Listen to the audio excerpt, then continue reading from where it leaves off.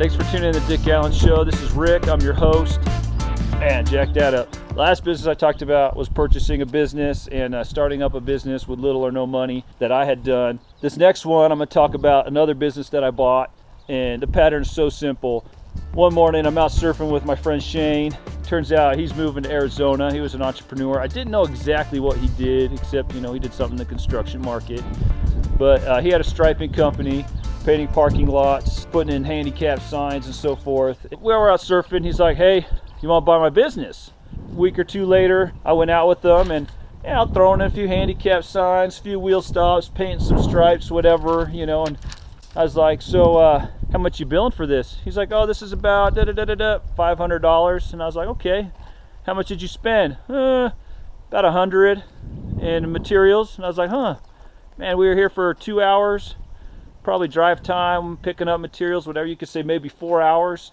And I'm like, man, you just made $400, $100 an hour. I'm like, I was still like, still a little bit concerned. He was like, yeah, I make like, 50, 60,000 a year. I work 2 to 3 days a week. So I was like, man, it's not full time. He's making like 60. I was like, huh. I went out with him about 3 times. A few months later, I bought the company for like $6,000. He was moving out of state. There's your sign, right? He's moving out of state, and he's like, hey, I just need you to buy my truck, buy my materials. Here's my phone number. He wanted to let it go.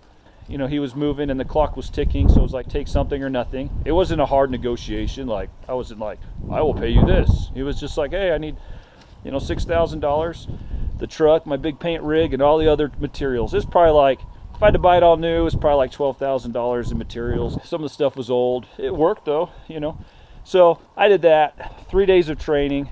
Man, that little business added like $50,000, $60,000 to my business. Working 2 to 3 days a week. I was still roofing.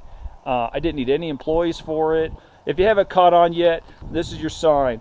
Find people or businesses that are trying to move out of state. But there are people that are making $45,000 a year in their little business, and they're just not. It's not as successful as they had hoped, or it's not complemented with something else. I'm not passionate about painting parking lots and this and that, but it was such a simple gig, I couldn't refuse it. That was an excellent little deal for me, and actually ended up enjoying it. I could just tootle around and, not have to put myself out there as much with this little business. If you're an opportunist, find someone that's moving out of state. It's a little secret.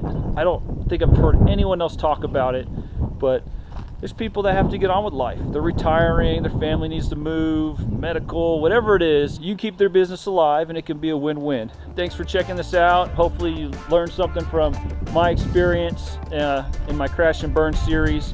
Got a few more thoughts to share with you in the next video.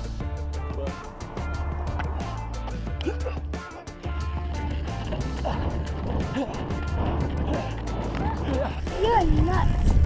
And you love to eat nuts. I totally gave up skateboarding about 10 years ago when I totally ate it on a half pipe. Kind of messed up my wrist for a couple of years. So I'm making up some pineapple